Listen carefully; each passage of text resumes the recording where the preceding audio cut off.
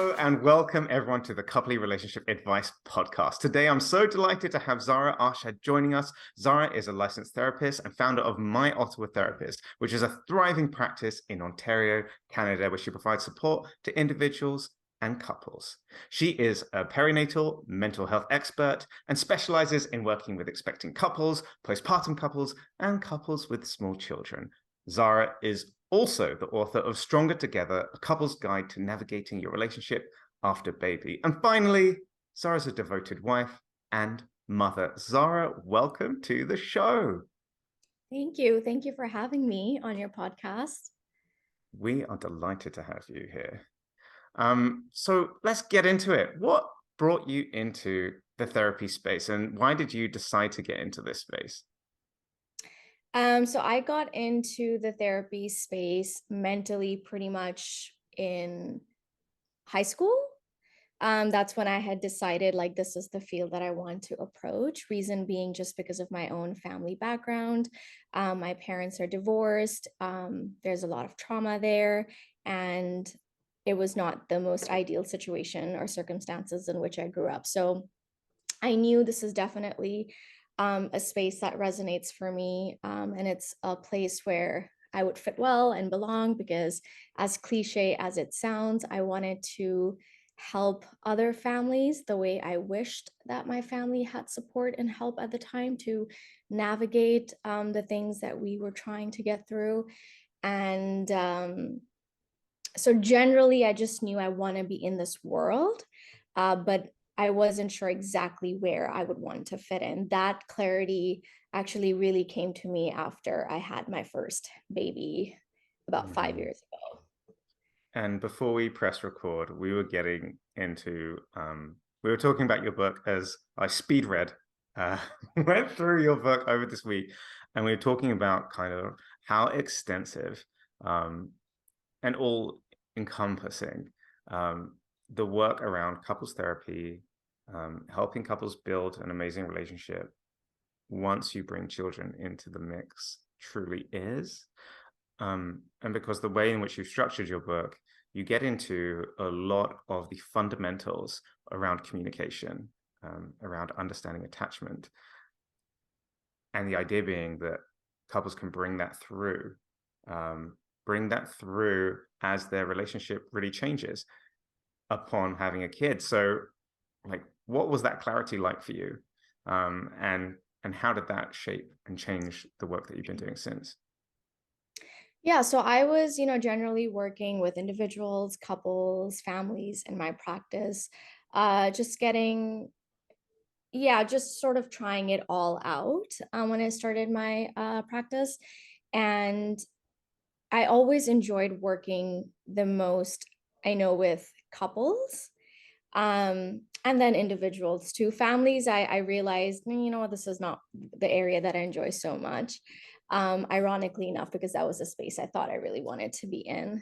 And then when I had my son in 2017, I didn't necessarily experience like postpartum depression or anxiety or any like a mood disturbance per se, but I did experience a lot of struggles mentally, emotionally, and also relationally with my husband.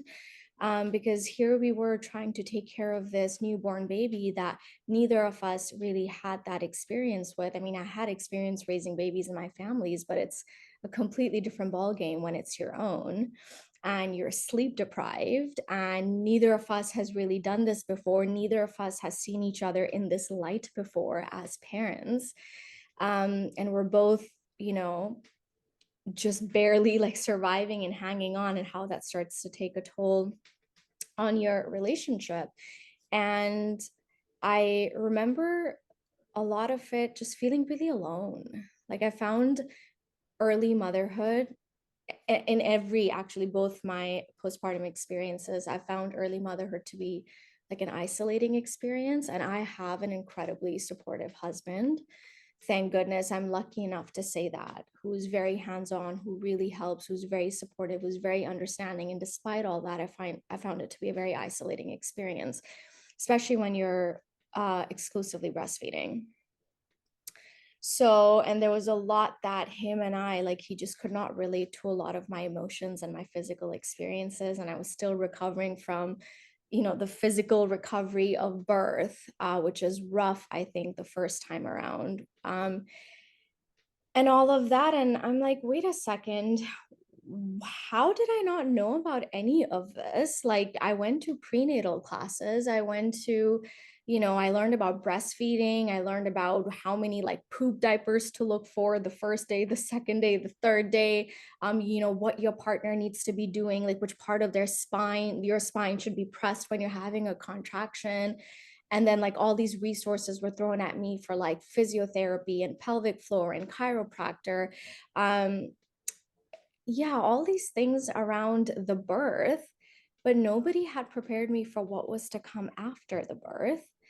And definitely no one really ever talks to you about what a toll it's going to take mentally on you. I feel like that's still something that's now being talked about, but a toll on your relationship with your partner.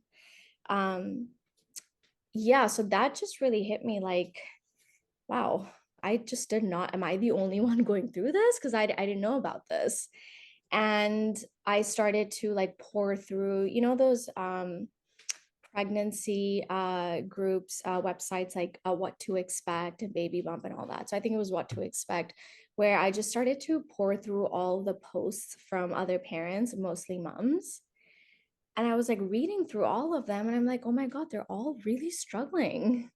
Like everyone is really struggling in very many different ways. And a lot of them are also talking about their struggles with their partner, the breakdowns in communication, breakdowns in so many things of their relationship. And then that just kind of got the wheels turning. I realized there's a gap in our community, in our society in general, um, that needs to be filled. Like couples need to be better prepared to manage their relationship and their mental health after they bring a baby into the world. That's where the idea was born for me. And then it's sort of, I had my second postpartum experience with my daughter, who was born at the very start of the pandemic. That was like such an incredibly unique and different experience. And that took a toll on me. I had a lot of postpartum anxiety the first few months. And I think that really tested my marriage the most, that period. That I don't know if it was COVID, having a second child, all the quarantining, all the isolation, or was it my postpartum anxiety? I don't know what it was, but that definitely was taking a toll on my marriage. Um, and then I got really serious about, wait a second, if I'm going through this and I'm a therapist and I do couples therapy, if I'm going through this, what are other couples going through? Mm-hmm. And that's when you decided to write the book and kind of double down in this space. And I guess let's get into I kind of want to talk about the pandemic because I had a number of friends that had pandemic babies and pandemic pregnancies, and I think it put a whole extra layer of pressure into it. I had one good friend that had their baby at the very, very beginning of pandemic panic. Um, what was that? What was that like? Um, was it much more? I mean, her experience was really bad. Um, couldn't support the support she needed. Couldn't come in and see her. How was it for you? It was rough. It was really rough. And um, the pandemic began in my 8th month, is when the quarantine, the official lockdown began. So, like, all the nerves kind of began from the beginning because it started from before I even gave birth, because diapers were already going on a shortage. Formula was already going on a shortage. Wipes were going out. And I thought my last month, the month that I took off to start my maternity leave, was going to be like setting up the nursery and, buying pretty swaddles and burp clots and diapers and wipes. And then suddenly the world has shut down. Amazon is your best bet. Amazon is like wiping out. And the shipping speed in those days was like days, if not weeks, because Amazon was trying to fulfill all these orders. It was to the point where I was, my siblings in the US were offering, like, we'll ship you diapers, let us know whatever you're running out in Canada and we'll ship it over to you. And then all this, like, unknowns around, will my husband be allowed to be with me in the hospital? Will he be with me during labor?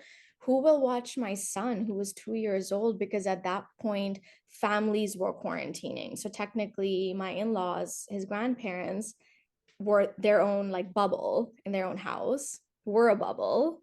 Everyone's a bubble. And there was so much unknown anxiety around, well, what if my son has something and what if he passes it to his grandparents and God forbid they pass away? Like there was so much uncertainty in those times. Now we know way more and way better. But that was that time where you just thought if you just even like look at the other person, you're going to catch COVID. So we just didn't even know where to send our son to for those 2, 3 days we might have to be at the hospital. Will my husband be able to be with me? Will I be birthing this alone? Will I have diapers and wipes and swaddles and things like that for my daughter when she arrives? So just this going into it was all of that. Mm-hmm. And then comes my daughter. And then, as I mentioned, early motherhood anyway feels like a really isolating experience. I think a lot of moms would agree. Talk about this now, because it's an Mm. isolating experience in a very literal isolating period. You've got no one. So You're anyway, you feel isolated in this experience. You feel like you don't really have anyone to talk to because nobody really talks about these things anyway. I mean, I nobody talked to me about their experiences when they had babies. So I didn't know who to talk to. And then you think you're the only one going through it. So then you don't want to talk about it. So yeah, it was a very, very isolating experience. And I think the anxiety of COVID really, really took a toll because it was again, what if my baby gets it? Nobody can touch her, nobody can hold her, but then you've got tension with family members because they want to come and see your baby. And then you have to like navigate all these Mm-hmm. relationships around you Mm-hmm. that you really love and care about. But you're in this place that, unless you yourself are going through that, giving birth and just had a baby, I don't think family members can recognize what you're experiencing mentally. Because anyway, you've got the anxiety of COVID, which everyone has, the baseline. But then when you're a parent to a newborn with literally zero research on how COVID impacts newborns, you're like completely, you don't know what you're doing. So it was a very isolating experience, very anxious, very anxiety provoking experience, and a very testing time, I think, for a lot of relationships around me. But I would say that was generally for a lot of people.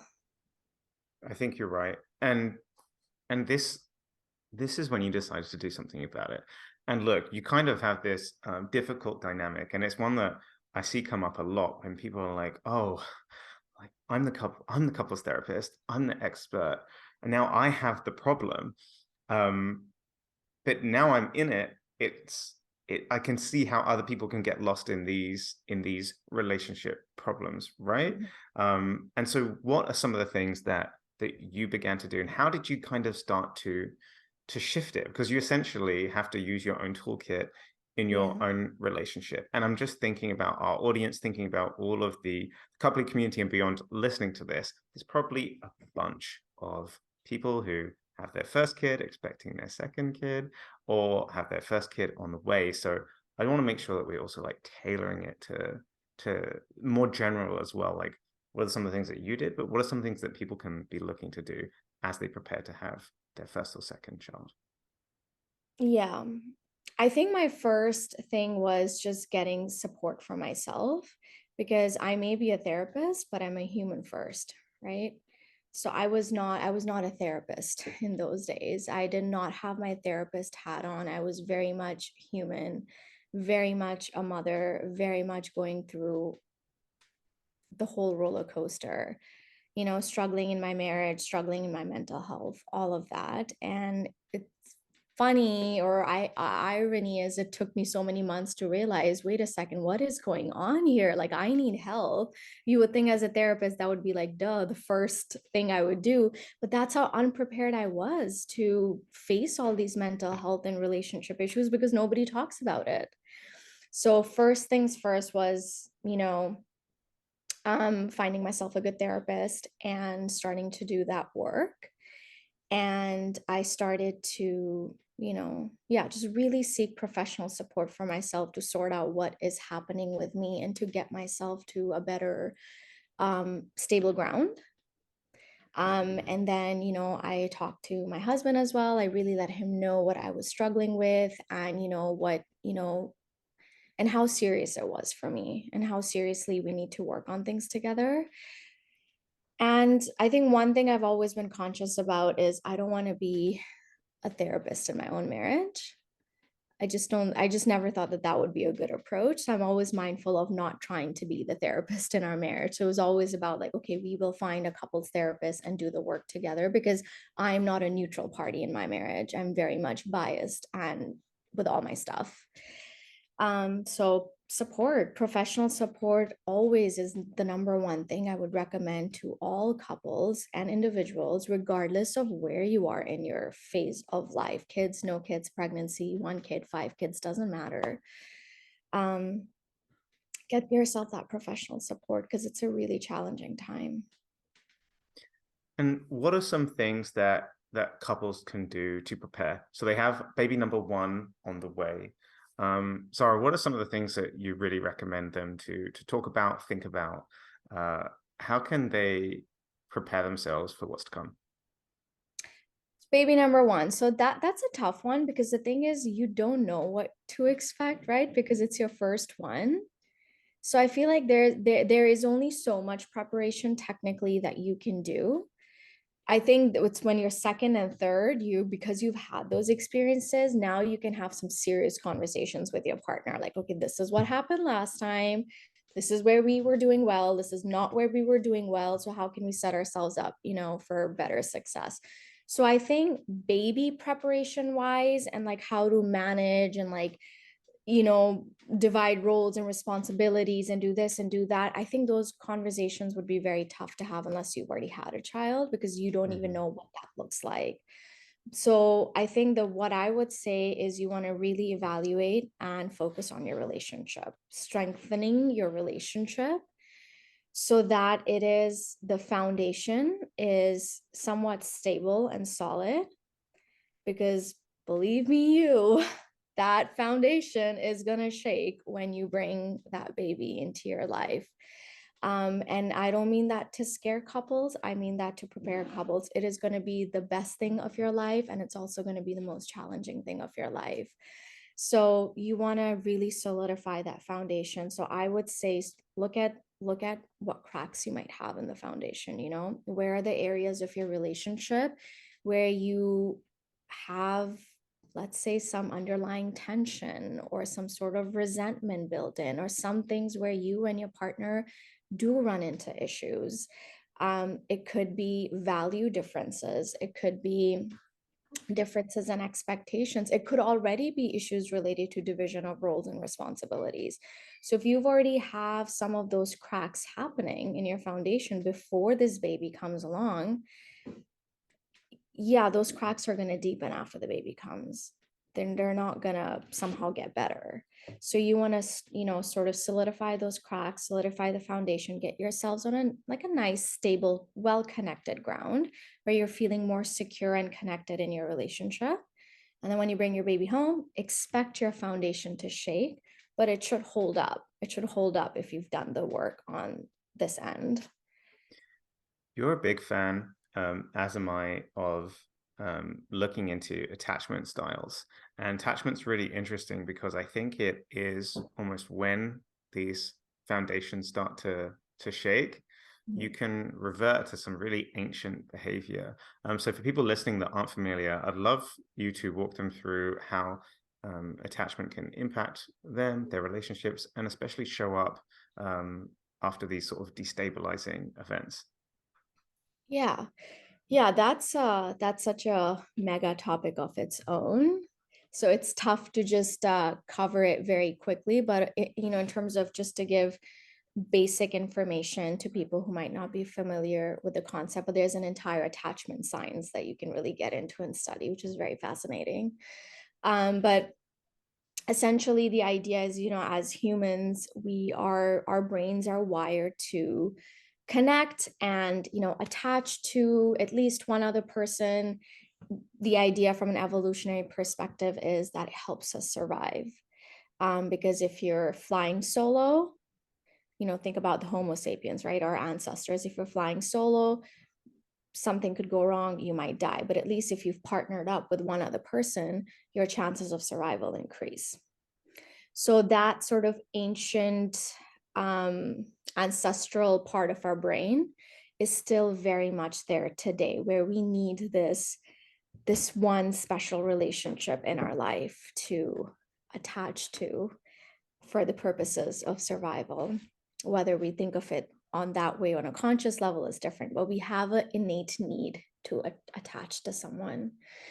And then the first place where your attachment relationship builds is with typically your primary caregiver after birth. Your mom usually could be your dad, maybe grandparent in someone else's case. If you were adopted, it would be your adoptive family, but it's your primary attachment figure is your parents usually. And that's where you start to understand sort of the world, where kind of understand who you are and what your worth is and what your value is. And is the world a safe place? Can I trust the world? Can I rely on the world? Is the world a safe place? And that is your world at that point is literally like your mom or your dad, right? So that's where you learn to develop beliefs about yourself and know whether it's safe to cry, safe to emote, safe to let someone know that you're hungry, and safe to ask for comfort and support. Or is it not? Is this person consistently going to show through or not to all these cues that I give as a 1-month-old, as a 18-month-old, as a 3-year-old? And that's where you start to develop attachment tendencies. So you could be securely leaning, you could be avoidantly leaning, you could be anxiously leaning, or you could have the mixed avoidant anxious attachment style, which is much more rare. So according to research, I think most of the population, well, I don't know, that's what research says, but because I'm in the therapy space, what I see is obviously the insecure attachment styles, right? But according to research, most people are securely attached. But obviously, because I'm in this space, I see more of the insecurely attached couples. And the most common attachment style that I tend to see in therapy is anxious with the avoidant. Oh, yeah.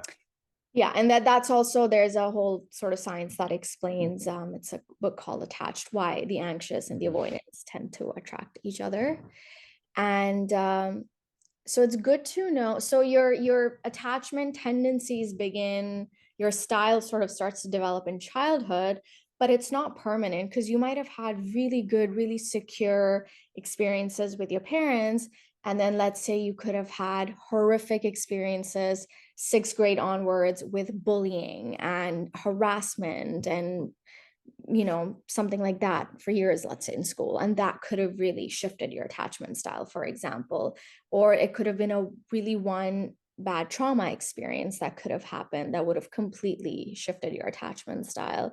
Or it could have been a series of bad relationships. So you could be secure and then eventually shift into, let's say, avoidant attachment or anxious attachment, maybe even go back into secure attachment if you ended up in a really good relationship. Or you could be the anxiously attached or the avoidantly attached and eventually shift towards secure attachment as a result of more positive relationships and experiences going forward. So they're not permanent, they shift depending on your experiences and your relationships. So it's really, really powerful, in my opinion, to know what your attachment style is, because what it does is it explains a lot of why you are the way you are and why you show up the way that you do in your relationship. Why do you behave a certain way? Why do you think a certain way? Why do you feel a certain way? Why does your perspective tend to lean a certain way? Once you know your attachment style, it starts to explain a lot of that. And that also kind of comes up again as you start to do these hard things, as you parent, as you look at dividing tasks, dividing labor, as you have the additional anxieties of looking after this tiny human. These attachment styles seem to show up again, Yeah. are perhaps put under the microscope, so to speak. Yeah, yeah, I think that's where your entire, like your brain's attachment system becomes quite triggered, right? Because you are literally entering survival mode. When you bring the baby home, let's just even go down to the very, very basics of human needs. You've got, your physiological needs and you've got your emotional needs, and then you are barely meeting your physiological needs at that point.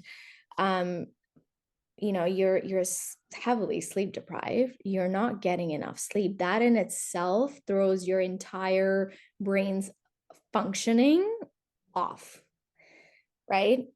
Not being able to eat meals on time, even remembering to eat meals, not being comfortable. For example, if you're the birthing parent, you still have physical recovery to get through, so you're barely meeting your fundamental physiological needs. And then you're all the while, you must meet your child's physiological fundamental needs because literally they depend on you to survive. Imagine that pressure. And then, if you're in a relationship with a co-parent, you've got your partner who probably has their own struggles or whatever is happening with them, and you're living like in this perfect storm of trying to like balance your child's needs, your partner's needs. You've got your relationship, you might have work, you have so much happening. So I think that's what ends up triggering that entire sort of attachment system in your brain, and your attachment tendencies and are really, really heightened at that point. And these might start showing up in new ways. What are some examples of how anxiously attached parents, or people with a more of an anxious attachment style or more of an avoidant attachment style, how do these like maybe show up? And I know that you have some pretty cool examples in the book, but it'd be cool to Yeah. kind of hear from your both experience as a therapist and from the research that you did, how these tend to show up. Yeah. I think in terms of, I would maybe go into the communication territory to explain this a little bit more, it might resonate more with your listeners. But communication is one of those places where you start to see the attachment tendencies really like verbally show up. So you see the anxious leaning partners tend to, approach their partners more critically, more harshly, because it's almost like I need this sense of like reassurance or a security or a safety or whatever it is that they're looking for right now because they're Mm-hmm. struggling. And one, either they haven't learned the tools or skills to communicate that stuff adequately, appropriately, in a healthy way, because whatever experiences they got from their parents or whatever it is through life. Um, or they have reached out in those ways vulnerably, compassionately to their partner, and their partner hasn't met their needs, so now they're getting harsher, now they're getting more critical, now they're getting more attacking. Essentially underneath it, what they're saying is, do you love me? Can I trust you? Can I lean on you? Will you be there for me? Can you just reassure me? That's what they're looking for. But when those Mm-hmm. needs are not being met, they're getting harsher and more critical. And what that's doing is it tends to overwhelm the other partner, especially if they're avoidant leaning. They tend to feel more flooded and they want to get away from that because avoidance really want sort of autonomy. And even if you're not avoidant leaning, like, first of all, nobody likes to be attacked or spoken to Mm-hmm. harshly or Mm-hmm. angrily, right? So even if your partner is is more secure leaning and you're anxious leaning, it's going to be tough for them to keep responding to somebody, let's say, who's approaching them harshly. Um, and then if you're avoidant, then for sure it's more like withdrawing behavior. You might shut down, you might not say anything, or you might get really angry, like get defensive and like stomp off. Um, so those types of things start to happen. And then what happens is the attached partner tends to get louder, right? okay, now I need to come after you because you're pulling away. So now I need more of that reassurance from you. I need to know that you're there for me, that you love me, that this is a safe space, that you'll help me, I can lean on you. So now I'm coming at you more with more energy. And the avoidant partner is more like, whoa, like this is too much. So I'm going to back up even more. And then Mm-hmm. they get stuck in the cycle. And then eventually, the avoidant partner might start getting more critical and attacking or lashing out. And the anxious partner might start to withdraw. If the damage starts to build up Mm-hmm. for so many years, behaviors will start to change. And then, like, the worst dynamic to find as a therapist in therapy is when you've got two withdrawn partners from each other. Right. They're both withdrawn now. Now, Mm-hmm. neither wants to try, or neither is interested or Mm-hmm. feels safe enough now to open up. Because you've got to So I, slowly walk them back to being open to sharing things in a soft way, sharing with vulnerability, and that trust might not be there that their partner is going to be able to take that message, yeah, interpret the vulnerability that's sometimes like several layers underneath it, right?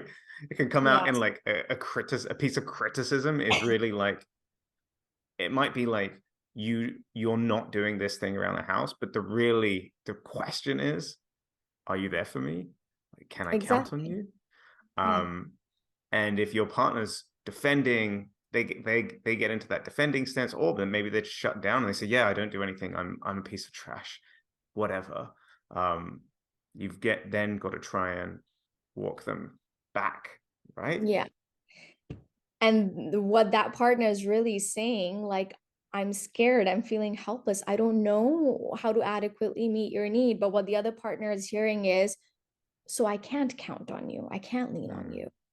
So underlying, so there's this communication that's happening on the surface that I mm-hmm, hear and I see, and underneath it, when I look at it from attachment perspective, it's two people who are really, really hurt, mm-hmm, and they really don't know how to access each other or help each other or help themselves out in that moment. So I always recommend, don't wait so long, where that much damage is being done to your relationship. To my earlier point, get professional support earlier. mm-hmm. Don't wait to try this out for several years, because this is a toxic dance. It's a bad one. And that is the average time that people wait. Once this toxic dance begins, the Yeah. average time people wait is that 6 years. And by that point, before reaching out, and by that point, you've got pretty good at the dance steps. If this is a dance that you've been repeating Oh, over and it's over and over habit at that again. point, right? The two of you get so good at that dance, each person knows exactly who's going to step where next. And then Mm-hmm. to break that dance obviously becomes harder. It's not impossible. Of course, you can still do it, but now more damage is done. So now we have to unpack more of that, do more healing work. So it's always better to sort out. And then meanwhile, mind you, you're having more kids too, probably in those 6 years, right? You just went from Yeah, one to two, and now you're probably pregnant with the third. that's right. So look at the complexities that start to build. So do the relationship work before baby arrives. Mm-hmm. Um, and definitely continue to do it after. Do you think I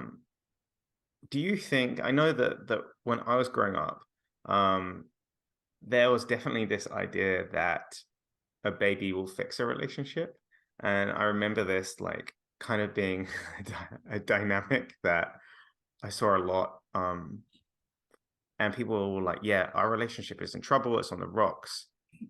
But if we have a baby, then it will probably fix everything. Do you think that that's the case? I don't know which genius came up with that idea, but no. I don't know who originated that idea, but what a horrible idea. Because as I said, like a baby, like, of course, we all, most of us, I can say, love, dearly love our babies and their our joy and heart and soul and everything. But they are in a stressor, in like a psychological terms, that's what you would call a stressor. it is major. So if you are already struggling in I'm assuming the idea was this happy occasion will bring two parties together. I'm assuming the idea came from that place, that relationship sucks, maybe two people are really disconnected, really not getting along or whatever. This will be the thing that will just bring the two people together. But yeah, no, I don't think that's the way that it works, because yeah, if anything, it tests your relationship on a whole different other level. And maybe even in the relationships that are not doing so well, it actually creates more of a disconnect. The baby doesn't cause that disconnect, but what you're experiencing and trying to manage all of that is what starts to cause a disconnect, right? That breakdown starts to happen. Those cracks that were already there, Mm-hmm. they break apart even more. Mm-hmm. One of the things that you touch on quite a bit is around resentment. So, what are some of the things that, like, how does resentment rear its head? What are some of the things that you can do when you can feel it coming or see it coming? How does it express itself? And then how do you walk it back? Yeah. Yeah, resentment is a really common one that couples bring up, either one partner or both partners, one that definitely a lot of moms mention. And I think resentment is just the feeling that builds up over time when enough times your need has not been met, your needs are not being met. When enough times you have reached out and your needs have not been met, I think that's where the resentment, the seed of resentment begins. And then if you let years go by, now you've got massive amounts of resentment built up.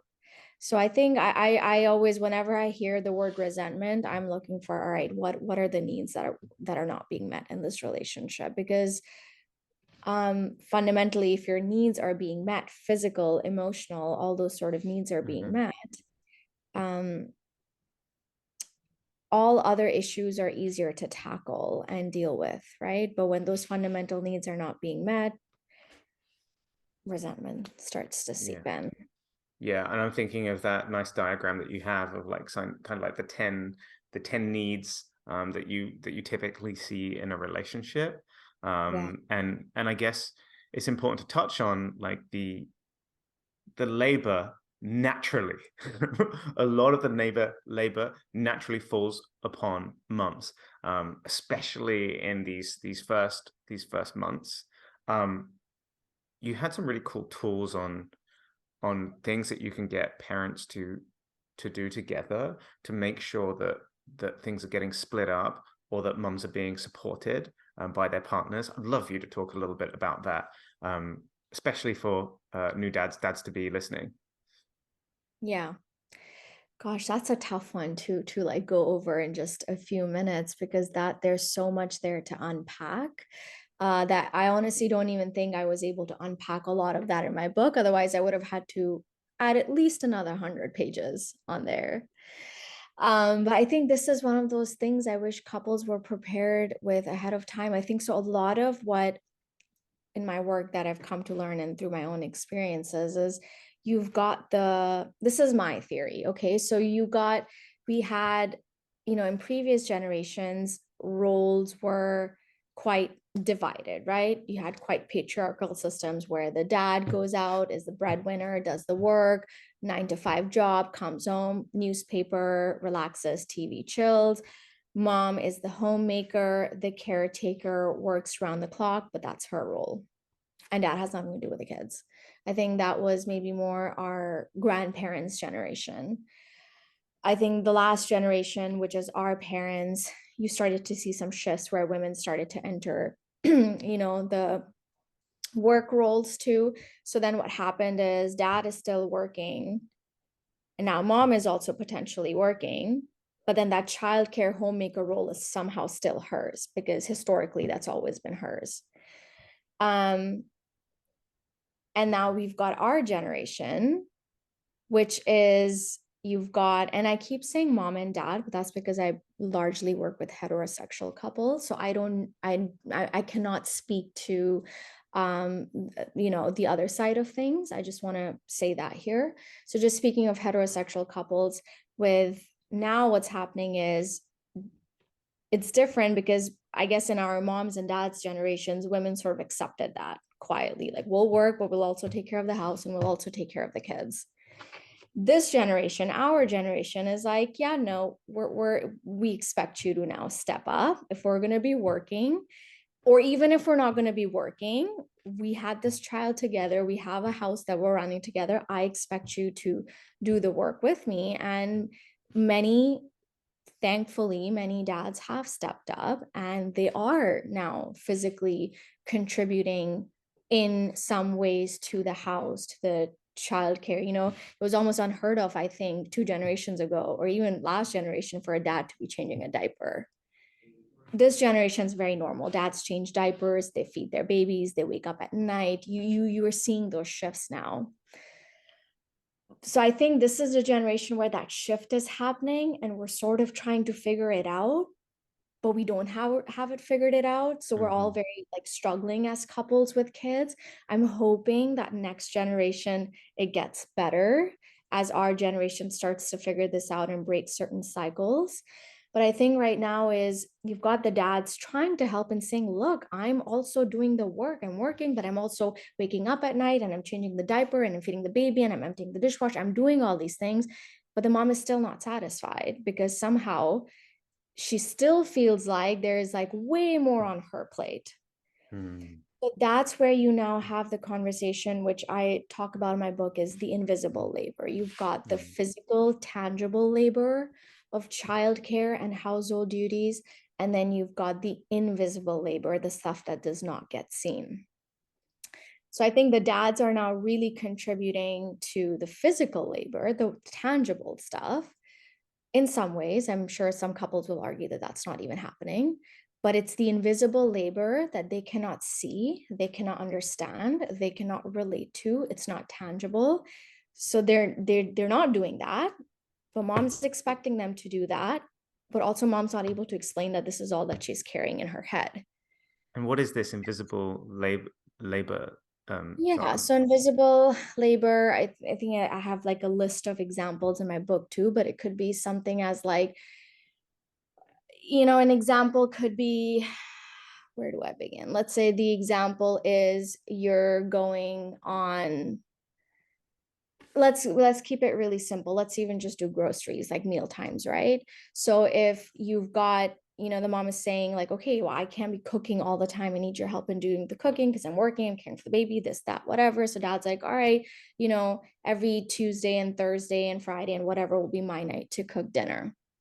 So you've got the act of the one parent being in the kitchen cooking dinner. Physically, they're the ones who cook dinner. Mm-hmm. But were they the ones to plan out the meal? Were they the ones to open up the fridge and see what needs to be bought ahead of time? Did they do the grocery shopping? Were they mindful of things like nutritional aspects? Because if you're feeding the kids, you don't just want to keep throwing mac and cheese in a bowl every day. You want to think about the nutritional aspect. Were they mindful of things like, well, last 2 3 days they were having this, so today really we should have this for a meal?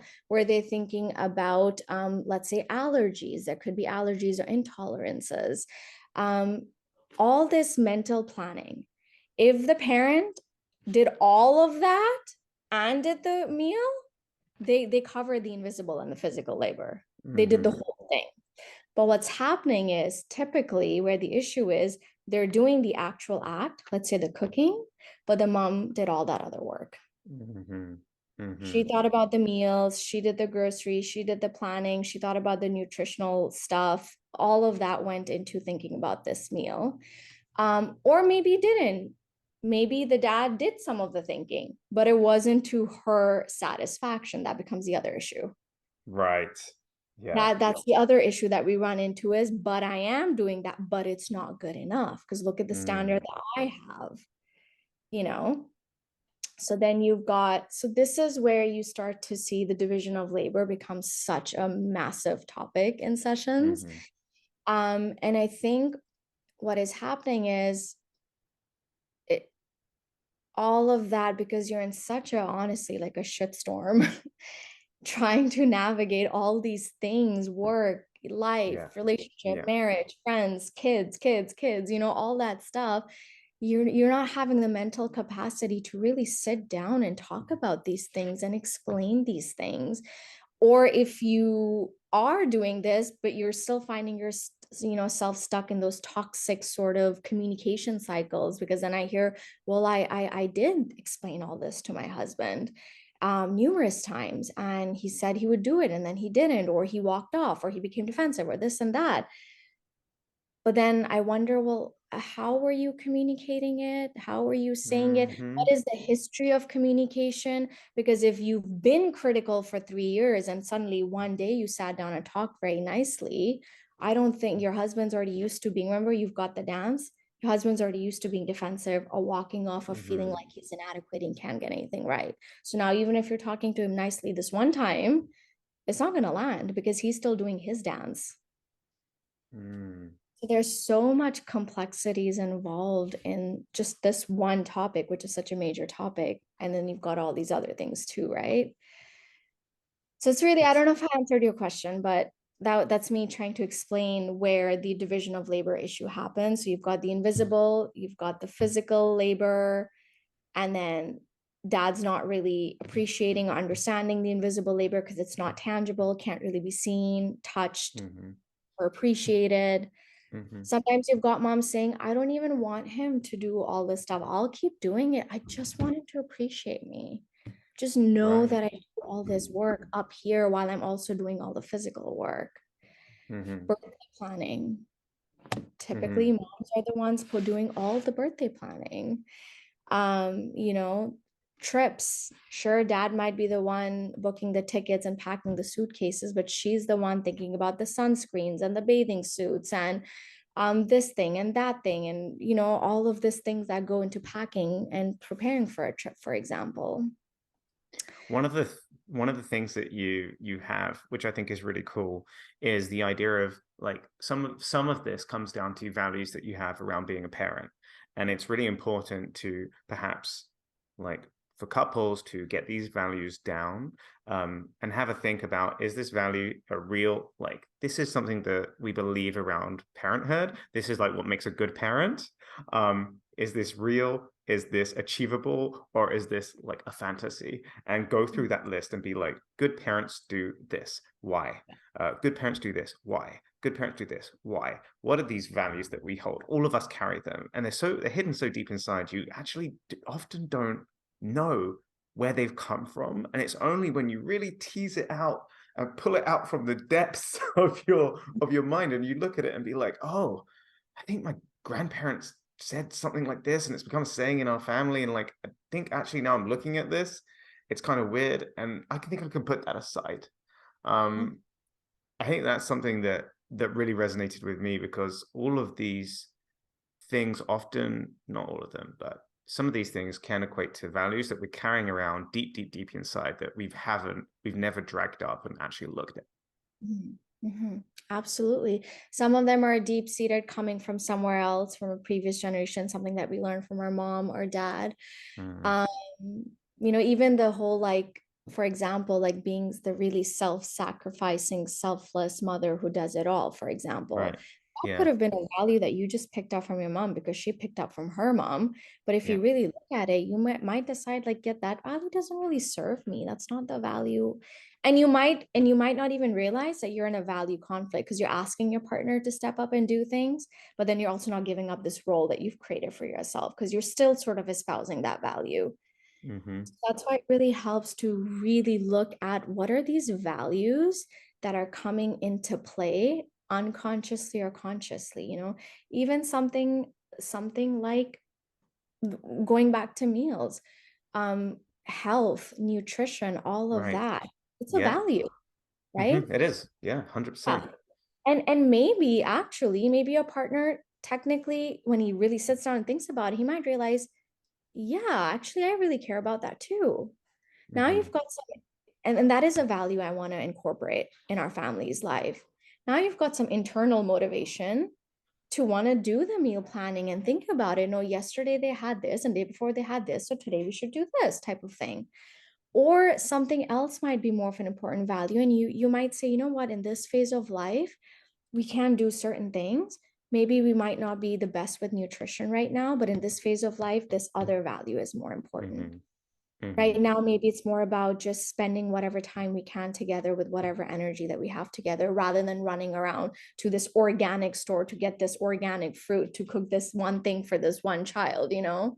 Yeah. So, no judgment, but at least know what values you're consciously trying to incorporate in your life.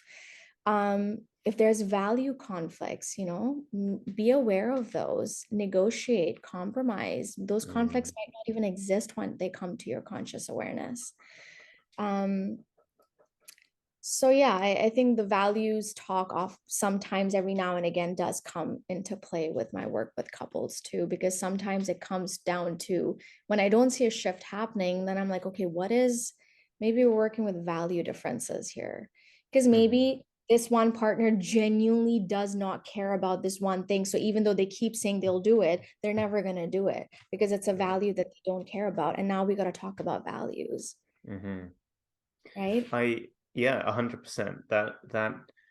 That's very, I think that's very interesting. I love talking about values. I just think it's so fascinating. You don't realize all these biases and these cultural things that you've been raised with. And they can come to the forefront, especially in cross-cultural relationships, if you're in a relationship with someone of a different culture, but also if you are a cross-cultural person. So if you've been born in one country of origin and then you take yourself to a different country and then you adapting to kind of multicultural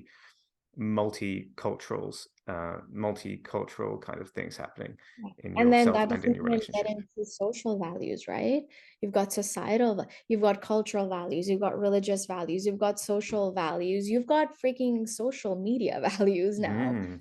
Like imagine all the content if you're the one parent, for example, consuming all this, let's say you're the mom consuming all the mom content on, let's say, conscious parenting, you're going to start to want to espouse all those conscious parenting values in your parenting, but your partner might not share those values, not because they don't care about those values, but he or she has not been consuming that on social media.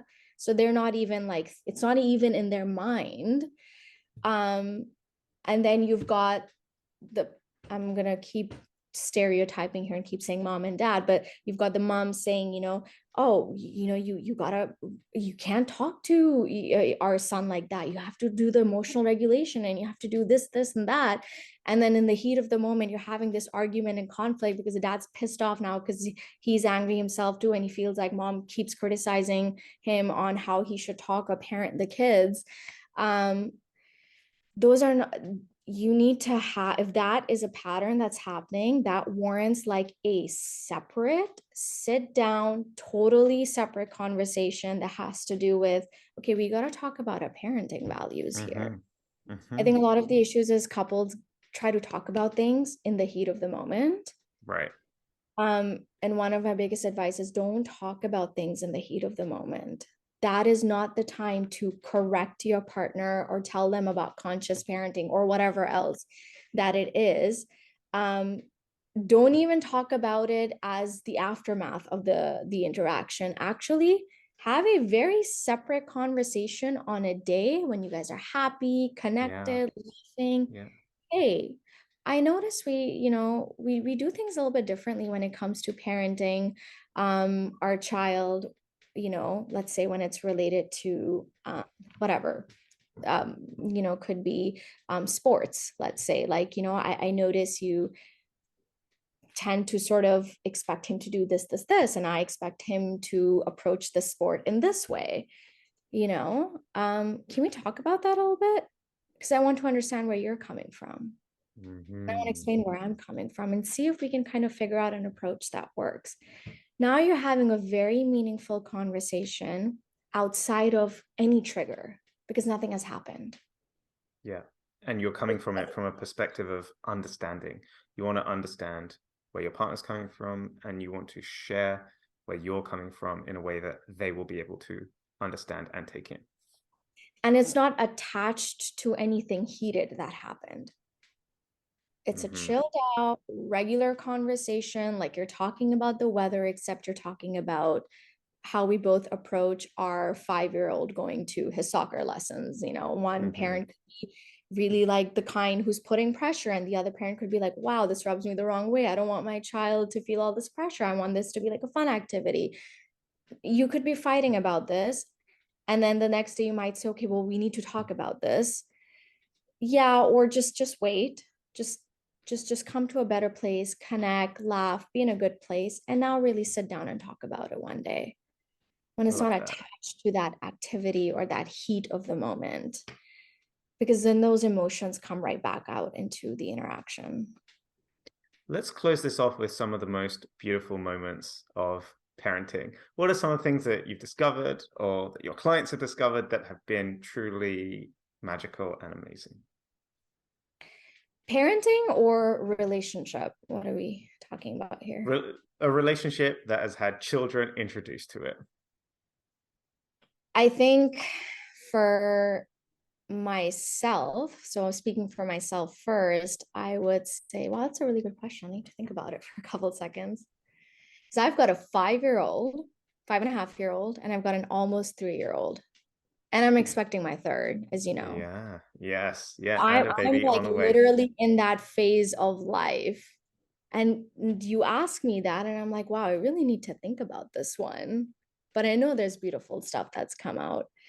So I would say the one for me and my husband is, I think, watching each other become the mother and the father, Mm. and really coming to love and appreciate each other from a different place. Like before, we loved and appreciated each other as friends and as husband and wife. And now it's as father to my children, and he loves and appreciates me as mother to my children. So that's really deepened our bond in a different way that would have never reached that area had we Mhm. not had kids.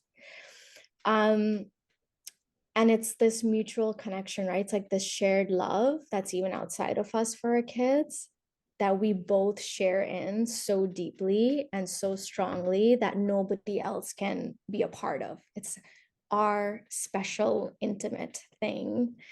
So I would say being a couple, having kids together, that's the beautiful, magical thing that I can appreciate that I would not have known about before having kids. Um, and like growing together. I think we're both growing together. I'm fortunate enough to say that I am in a relationship that's growing after struggles. So I don't want to Mhm. I want the listeners to remember that we hit our rough patches. Our marriage was not in a good place. It was rocky. It was not good. But we worked through that patch and we are on a path of growth. And now we're about to have a third kid. So we're probably going to hit rocky waters again. And we're prepared. And my husband's reading my book. That's the best part. The All funny right. thing is, he's almost near, I think he has about 100 pages left. He's the one who keeps saying, yo, we got to sit down and talk about these things. We got to talk about the preparation. We got to talk about our expectations. And we got to talk about the roles and responsibilities. Every week, he's coming to me saying, we need to sit down and talk about these things, which is, I love how not just supportive he is of the work that I do, but he's genuinely so open and receptive to the idea of growth and working through these things together. So, but again, he got to this place after some rough patches, and we Mhm. sought out professional support and we did a lot of work to get here. So, I just want to put that out there to the listeners who might be going through a rough patch or a turbulent time, that there can be light at the end of the tunnel. And you might feel hopeless some days, but there is hope if you can do the work. You have to do the work though. Hope you're not going to get to a good place and you're not going to grow just by doing the same things. You really have to change things up seriously. But it's possible and you can get to a good place. And so the same goes with my couples, the couples who sort of start their journey with me and then they end with me. I sort of do their last session. it's Mm. it's the same thing. They experience this level of growth, and in that this level of like love and understanding and appreciation of each other. And there's so much more compassion and respect and appreciation in that final session than there would have been in that first session, because the first session was riddled with conflict and unresolved issues and resentment, and then you have two people by the end of it, um, the ones who have done well and grown and surpassed those challenges. They have this love and appreciation and understanding of themselves, first of all, like a Mm-hmm. very different outlook towards themselves, a more vulnerable, honest human outlook of themselves as a mother and a father, and then of their partner. Amazing. um, so I think it just shifts the dynamic of how you can see and love and understand and appreciate each other after you have kids. Beautifully answered. Well done. And so to finish it up, where can people reach you? Are you taking on more clients? How can people find out more about you? Please let us know. Yeah, so I today is actually day one of my mat leave. Oh, she's off. That's it. Sorry, Yeah. guys. It's too late. So, but having said that, so I do plan on taking the year off. I'll be starting my practice back up. I'm hoping early 2024. So a good place to reach me. So I'm only working with clients in Ontario, Canada, Mm-hmm. in terms of therapy. So if you are within Ontario, you can reach me at www.myottawatherapist.com. Um, and you can just contact me to see when I'll be taking it on clients and things like that. If you're outside of Ontario, but you're interested in working with me on some capacity, then I am doing workshops even while being on mat leave. That's a little bit of the plan. So I have one workshop that's on March 18th, 2023. So coming up in about 18 days. That one is on communication, and it's geared towards expecting couples, postpartum couples, couples with small children. So that is to anyone, anywhere in the world, US, Canada, anywhere. You can do the workshop with me on March 18th, and I'll be doing another one in April, and I'll just be sort of doing different Great. topics in my leave. I plan on doing certain classes and courses that will be pre-recorded and available on my website that I mentioned. You can find me on my Instagram at the couples couch. It's at the couples.couch. I do a lot of like 1 minute reels, just sharing quick tips for your relationship. And then of course, as my book pretty much covers everything that I would ever talk about or stand for, it encapsulates a lot of that. And it's Stronger Together, a couple's guide to navigating your relationship after baby. And it's available all on all Amazon websites. And we'll make sure to link that in the show notes as well. Zara, it's Thank been such a pleasure having you on today. you. So It's been a just want to pleasure say talking to you. Thank you. thank you. And I think like the coupley community, I think will have really enjoyed this. I'm really excited to see what everyone thinks, and just want to just give you a very, very, very huge thank you for spending so much time with us today. It's so appreciated. It was my pleasure. Thank you, Tim.